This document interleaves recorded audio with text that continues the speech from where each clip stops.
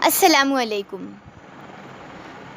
آج کا جو واقعہ ہے وہ ہمارے بند دلوں کو کھول دینے والا نہایت ہی دلچسپ واقعہ ہے جو میں آپ سب کے ساتھ شیئر کرنا چاہتی ہوں، اور یہ ایک میاں اور بیوی کے درمیان کی گفتگو ہے جو کچھ یوں ہے۔ ارے بھائی، کہہ دیا ایک بار کہ نہیں رکھنا روزہ، اب چپ کر کے سو جاؤ اور مجھے بھی سونے دو۔ احمد تکیہ منہ پر رکھ کے دیوار کی طرف کروٹ لیتے ہوئے بولا۔ آخر آپ کو ہو کیا گیا ہے احمد؟ کیوں روزے چھوڑنے لگے ہیں آپ؟ پہلے تو ایسا کبھی نہیں ہوا، ہمیشہ باقاعدگی سے روزے رکھتے تھے۔ اب شروع کے دنوں میں بیماری کی وجہ سے 2-3 روزے کیا چھوڑے کہ آپ کو تو روزہ خوری کی عادت ہی پڑ گئی ہے۔ گنتی کے 2-3 دن روزے رہ گئے ہیں، اب تو رکھ لیجئے۔ آغاز اچھا نہیں ہوا، انجام تو کم از کم اچھا ہو جائے۔ لبنہ نے منت کرنے والے لہجے سے کہا۔ بی بی،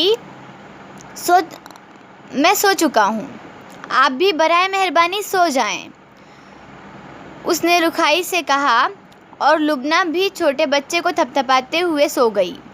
سحری میں اٹھ کر تہجد کی نماز ادا کی، دعا مانگنے لگی تو 2 آنسو رخسار پر لڑھک گئے۔ باورچی خانے میں گئی اور جلدی جلدی پراٹھے بنانے لگی۔ اتنے میں احمد بھی منہ ہاتھ دھو کر آ گیا۔ لبنہ اسے دیکھ کر ایک دم سے خوش ہو گئی۔ شکر ہے آپ اٹھ گئے، آپ کھانا شروع کریں، اتنے میں اور پراٹھے بنا لیتی ہوں۔ ارے نہیں، بس تم آ جاؤ، پھر ہم ساتھ میں مل کے کھاتے ہیں۔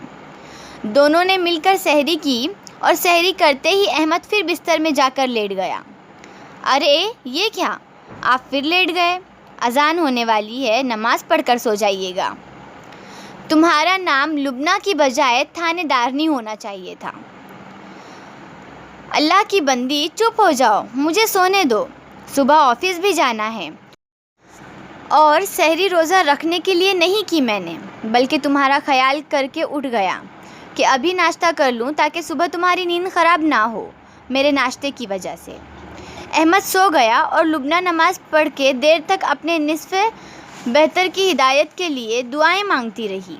تھوڑی دیر تلاوت کی، پھر بوجھل دل کے ساتھ وہ بھی چھوٹی بیٹی کو ساتھ لے کر سو گئی۔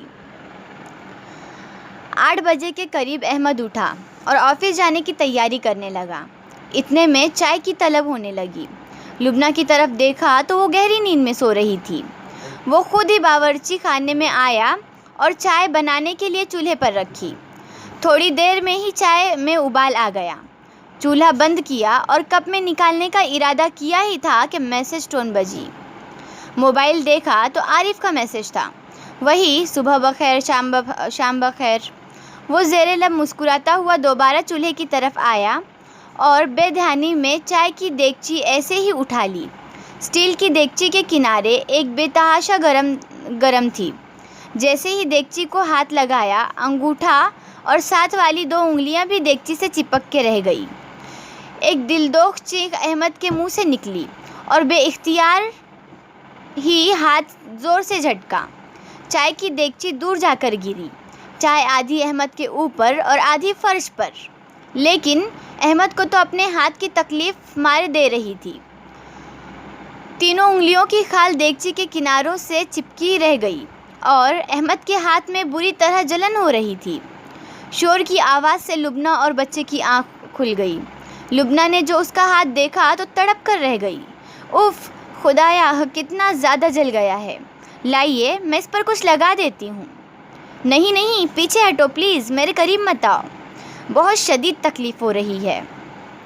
احمد سی کرتے ہوئے بری طرح پہلو بدل رہا تھا، مگر کسی طور چین نہیں آ رہا تھا۔ انگلیوں سے خال ہی نہیں، تھوڑا تھوڑا گوشت بھی ادھڑ گیا تھا۔ میرے اللہ، میں کیا کروں، مجھے بہت تکلیف ہو رہی ہے۔ اف میرے اللہ، رحم فرما۔ لبنہ نے گھر میں پڑا ایک مرہم لا کر لگا دیا، مگر تکلیف تھی کہ بڑھتی ہی جا رہی تھی۔ پہلے تو احمد برداشت کرتا رہا، پھر اچانک ہی پھوٹ پھوٹ کر رونے لگا۔ روئیے مت احمد، چلیے ہم ڈاکٹر کے پاس چلتے ہیں، ابھی آرام آ جائے گا، آپ پریشان نہ ہوں پلیز۔ مگر احمد کے اپنے اختیار میں کب تھا؟ یہ تکلیف کوئی معمولی تکلیف نہیں تھی جسے وہ آرام سے جھیل لیتا، بہت جان لیوا احساس ہو رہا تھا۔ ایک جلنے کی تکلیف تھی، ایک دائمی عذاب کا خوف در آیا تھا، جہنم کی آگ کا خوف جسے ہم اکثر بھلائے رکھتے ہیں۔ نافرمانوں کی سزا جہنم ہے، جہاں درد دینے والا عذاب ہے۔ جہنم کی آگ کی تپش دنیا کی آگ کی تپش سے 70 گنا زیادہ ہے۔ کیا بنے گا میرا اگر جہنم میں ڈال دیا گیا تو؟ کیسے برداشت کروں گا سب کچھ جانتے ہوئے بھی کیوں بھول گیا تھا میں؟ جہنمیوں کا رونا تڑپنا، ان کی فریادیں، ان کی جہنم سے نکلنے کی خواہش اور فرشتوں کا پھر سے انہیں جہنم کی گہرائیوں میں ڈھکیل دینا۔ بھڑکتی ہوئی شعلہ مارتی آگ، دہشتناک آوازیں، اس آگ کے بڑے بڑے ستونوں کے بیچ قید کر دیا جانا، پھر سیم اور توہر کا کھانا، گرم ابلتے پانی کا پینا اور انتڑیوں کا کٹ کٹ کر پیخانے کے راستوں سے نکلنا۔ میرے اللہ، کیسے بھول گیا تھا میں یہ سب کچھ؟ کیوں نہ یاد رہا مجھے جہنم کا دردناک عذاب؟ احمد ہاتھ کو پکڑے وہیں زمین پر بیٹھ گیا اور پھوٹ پھوٹ کر رونے لگا۔ آنسو بے اختیار آنکھوں سے بہہ رہے تھے۔ لبنہ اندر کمرے میں چلی گئی۔ اچھا ہے کچھ دیر تنہائی میں وہ اپنا محاسبہ کرے تو اپنا نفع نقصان سمجھ لے۔ وہ اکیلا بیٹھا سسک رہا تھا۔ روزہ تو روزہ، میں نے تو نمازیں بھی چھوڑ دی تھی۔ بالکل جانوروں کی طرح آزاد ہو گیا تھا، گویا مجھ پر کوئی ذمہ داری ہی نہیں۔ ساری وعدے و سارے عذاب بھول گیا تھا۔ ایک بس یاد رہا تو اتنا کہ اللہ بہت غفور الرحیم ہے، وہ معاف کر دے گا۔ ایک بار بھی نہ سوچا کہ اگر معاف نہ کیا تو کیا ہوگا؟ ابھی تو چند انگلیاں جلی ہیں، اور جب پورا بدن آگ میں تپایا جائے گا تب کیا ہوگا؟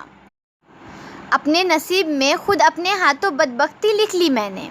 ایک بار بھی نہیں سوچا کہ برباد ہو گیا وہ شخص جو رمضان المبارک میں بھی رب کو راضی کر کے اپنی بخشش نہ کروا سکا۔ نہیں نہیں میرے اللہ، نہیں، توبہ کرتا ہوں میں تجھ سے، معافی مانگتا ہوں اپنے ہر گناہ، ہر نافرمانی کی۔ وہ بہت دیر تک روتا رہا، ندامت کے آنسو دل پر جمے زنگ کو دھو رہے تھے۔ آج رو لو جتنا رویا جا سکے، آج اس دنیا کا رونا بہت قیمتی ہے۔ ندامت کا ایک آنسو جہنم کی آگ کے سمندر کو بجھا سکتا ہے۔ کل کو جہنمی تڑپ تڑپ کر روئیں گے، مگر اس وقت کا رونا کوئی فائدے کا نہیں ہوگا۔ صحیح حدیث میں آتا ہے کہ جہنمی اتنا روئیں گے کہ ان کے آنسو اور خون و پیپ سے اکٹھا ہو جائے گا، جس میں ایک کشتی چلائی جائے گی، مگر اس وقت کا رونا کوئی فائدے کا نہیں ہوگا۔ صحیح حدیث میں آتا ہے کہ جہنمی اتنا روئیں گے کہ ان کے آنکھوں سے بہنے والے آنسو، خون اور پیپ سے اتنا پانی اکٹھا ہو جائے گا جس میں کشتی چلائی جا سکے، مگر اس وقت کا رونا کوئی فائدے کا نہیں ہوگا۔ تب وہ افسوس سے ہاتھ ملتے ہوئے کہیں گے، یقولو یا لیتنی قدمت لحیاتی، کاش ہم اپنے آخرت کی زندگی کے لیے کوئی عمل کر کے یہاں بھیج دیتے۔ احمد کی آنکھیں وقت پر کھل گئی تھی۔ ابھی بہت دیر نہیں ہوئی تھی، ابھی کچھ وقت باقی تھا، کچھ مبارک ساعتیں بچی تھی جن میں وہ اللہ رب العزت کے سامنے راز و نیاز کر کے توبہ و تلافی کر سکتا تھا، اپنے اعمال کی اصلاح کر سکتا تھا۔ چائے کی دیگچی سے ہاتھ جلنا اس کے حق میں ایک رحمت ثابت ہوا۔